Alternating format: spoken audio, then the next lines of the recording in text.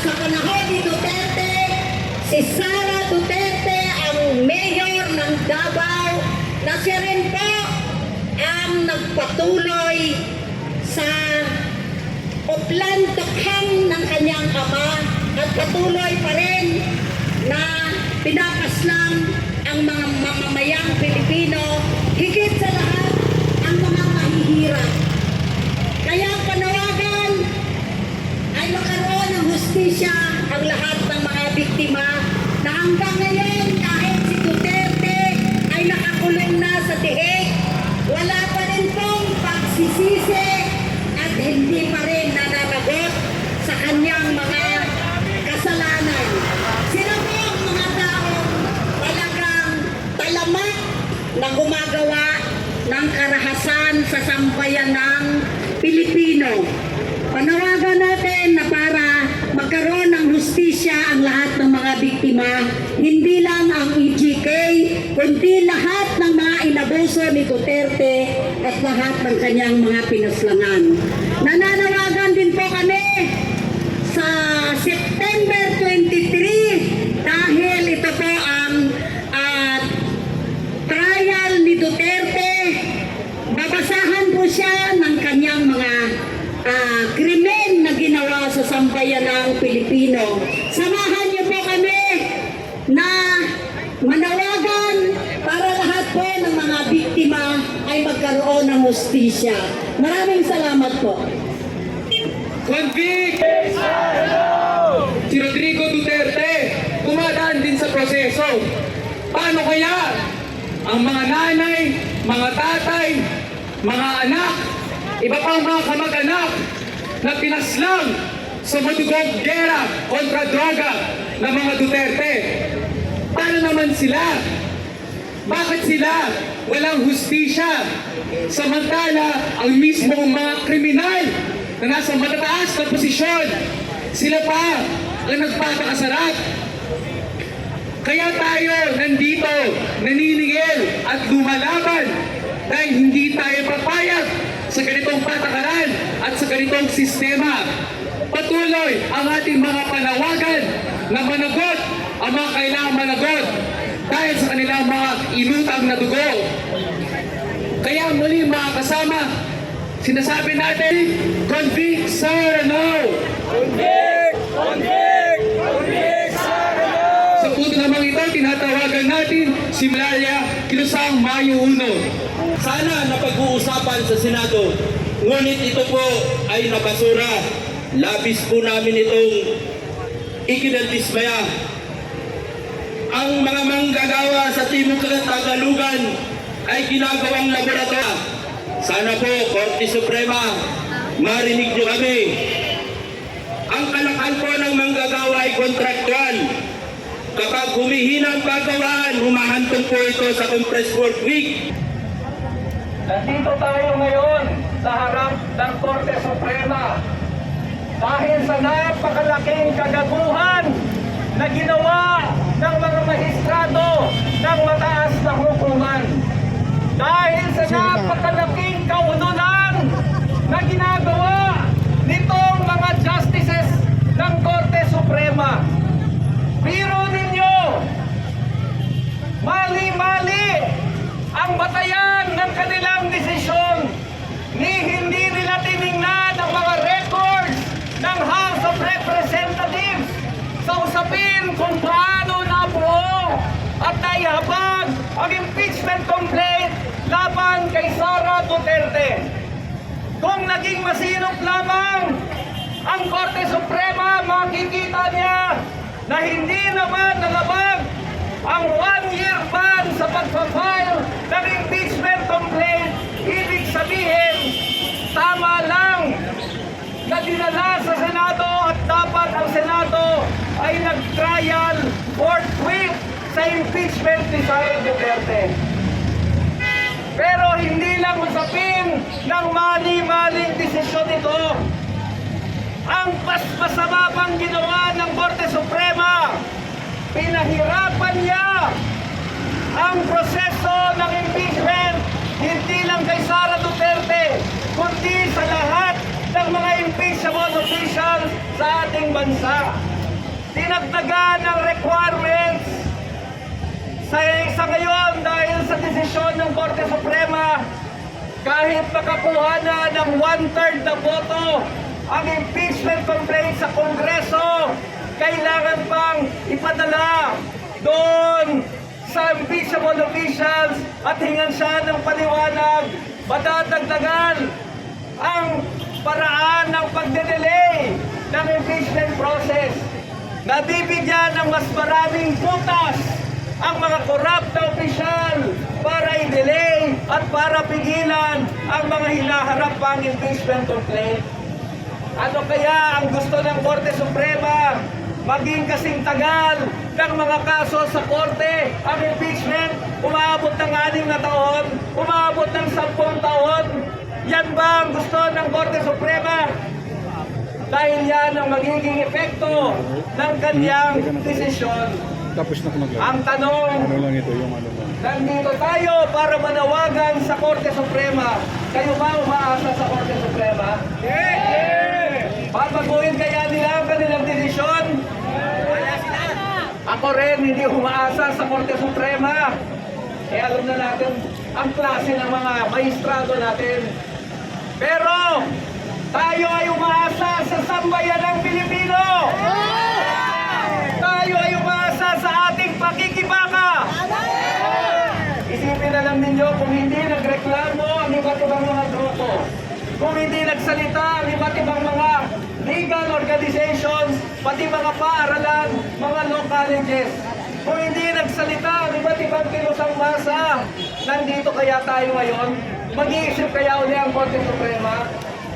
Kaya na-obliga silang mag-hearing, na-obliga silang mag-embank para i-take up yung MR dahil sa lakas ng ating protesta, dahil sa galit na ipinakita natin sa kanilang kawanang-hiyaan. Pero mahalaga din sa araw na ito, hindi lang Korte Suprema ang ating sinisingil. Baka nakakalimutan natin, sino ba talaga ang may malaking kasalanan sa pinaggagawa ni Sara Duterte? Sino ba?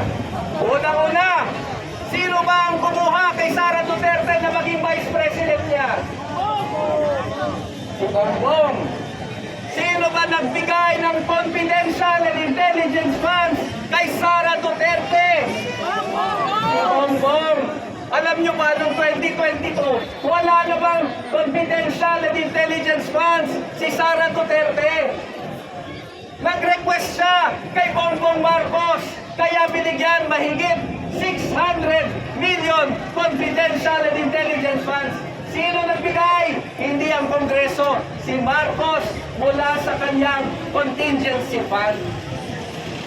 Eh kaya nga nagalit ang congressman eh. Kasi bakit ito si Sara? Humingi lang, binigyan ng daan-daang milyon. Kaya dumaan sa karayom si Sara sa susunod na budget hearing at doon nakita ang paglustay ni Sara Duterte ng pera na binigay sa kanya ni Bongbong Marcos. May manonustay ba siya kung hindi siya binigyan ng confidential funds ni Bongbong Marcos? At nang nagkagalit-galit na nga, dahil siyempre, meron namang political agenda si Martin Romualdez. Pero dahil dyan, dinangkat nila si Sara Duterte, nagwala si Sara Duterte, nagtuloy sa impeachment. Ano ang sabi ni Bongbong Marcos? Huwag na lang mag-impeach. Natatandaan nyo? Nag-text pa siya sa kanyang mga kaalyado sa Kongreso. Ayoko yung impeachment. Kaya tama ang impeachment. Dahil may maling ginawa si Sara. Pero sino ang nagutos sa mga congressman na huwag ituloy yung impeachment? Si Bongbong Marcos. Kaya tumagal ng kung ilang buwan sa Kongreso yung impeachment na yan. Pero nailusog din. At nang dumating sa Senado, sino ang nag-dribble sa Senado? Chis Escudero. Kaninong galyado si Chis Escudero? Kay Bongbong Marcos at kay Lisa Araneta. may sarili siyang ambisyon. Kaya nakipaglaro din sa mga Duterte. Kaya huwag natin kakalimutan, ang kalaban dito, hindi lang itong mga gago sa Supreme Court. Ang kalaban din natin dito, yung pinakapuno ng korap na sistema ng politika sa ating bansa. Ang pinakamalaking burokrata kapitalista sa ating bansa. Walang iba kundi ang Pangulong Bongbong Marcos. Kaya ang labang ito, hindi lang laban simple sa impeachment. Hindi lang ito simpleng pamumulitika sa pagitan ni Martin Romualdez at ni Sara Duterte. Ang nakasalang dito ay ang bulok na sistema ng politika, ang corrupt na sistema ng panggogobyerno na ipinamalas ni Sara Duterte at tambalan niya, pakikipagtambalan niya kay Bongbong Marcos. Ngayon ay pinagtatakpan ng Korte Suprema at ng Senado. Kaya ganyan ang ating laban, ganyan tayo kaporsigido. I-impeach natin si Sara Duterte at kapag na-impeach natin si Sara Duterte, sino susunod? Ay kayo nagsabi niyan. I-impeach natin lahat ng korap sa gobyerno, tama? Patatalsingin natin ang mga korap sa gobyerno, tama? At sisimulan natin dito sa Korte Suprema sa panawagan na baguhin ang kanyang desisyon. Ibalik nila ang karapatan ng mamamayan na panagutin si Sara Duterte at lahat ng mga impeachable officials.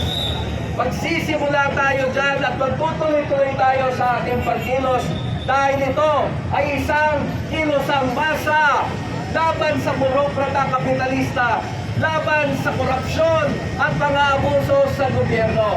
Kaya mga kasama, dito ba tayo titigil? Tuloy-tuloy po ang ating pagkilos hanggang sa susunod na mga pagkilos dito sa Korte Suprema, sa Senado, sa Malacanang. Tuloy-tuloy po ang ating laban. Maraming salamat. Magandang umaga sa inyo. Marcos singilin! Duterte panagutin! Duterte panagutin! Marcos singilin! Ngayon naman, convict! Convict!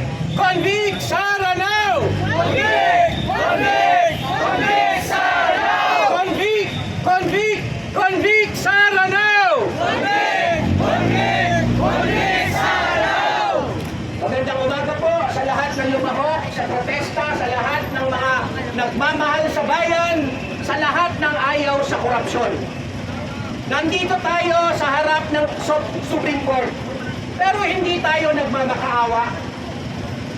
Ang Korte Suprema ay inaatasan ng taong bayan ngayong araw para baliktarin ang kanilang desisyon noong nakaraan at ipagpatuloy ang impeachment trial sa Senado laban kay Sara Duterte. Yun ho ba yung ating kahilingan ngayong araw?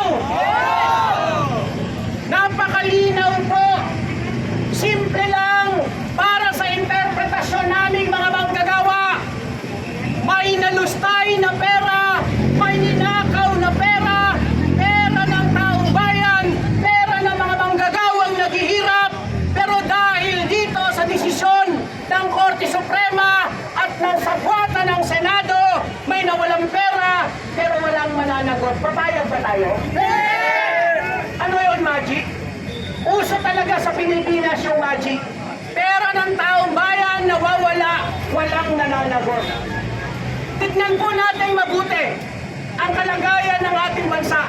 Napakaraming walang trabaho na mga manggagawa. Napakababa ng sahod sa Pilipinas. Mayorya sa naka-empleo ay pawang mga kontraktual. Napakataas ng presyo ng mga pangunahing bilihin. Ikaw pa yung pera na para sa taong bayan. Pagkatapos ngayon, ang gusto lang sabihin sa taong bayan ng Korte Suprema, ipagpatawag na lang natin, walang magaganap na trial. Okay lang ba sa inyo yun? Mga kasama, simple lang po. Kapag kaming mga manggagawa ang nakalabag sa company rules and regulation, ang isang sigurado, pagpapaliwanag ka sa opisina ng kumpanya. Maaaring masuspindi ka, mabawasan ka sa trabaho ng sweldo, o kaya matanggal ka sa trabaho. Eh bakit si Sara Duterte ayaw papanagutin ng rehimen ni Bongbong Marcos? Ano ba ang meron? Bakit pa sila ay nagtatakipan sa isa't isa? Kapag kaming mga manggagawa ay hindi na maresolba ang usapin sa pagitan ng kumpanya at ng kapitalista, walang ibang sandata ang mga manggagawa kung hindi itirik ang welga katulad ng ginawa ng Nexperia, at nagtagumpay ang mga manggagawa. Yung pagpipilian kung hindi pumanig sa taong bayan. Pero kailangan din maintindihan, lalong-lalo na ng mga kababayan natin. So, ayun. Nagtapos na rin po mga DJ. Tapos na rin po ang rally. At ito, nagtapos na ilan oras. Matagal-tagal din po mga ka-DJ. Matagal din. Ito, tapos na. So, grupo po yan. So, thank you so much po sa inyo lahat. Thank you po. So, thank you so much po sa inyo lahat. God bless. Hanggang dito na lang po vlog natin mga ka-BJ.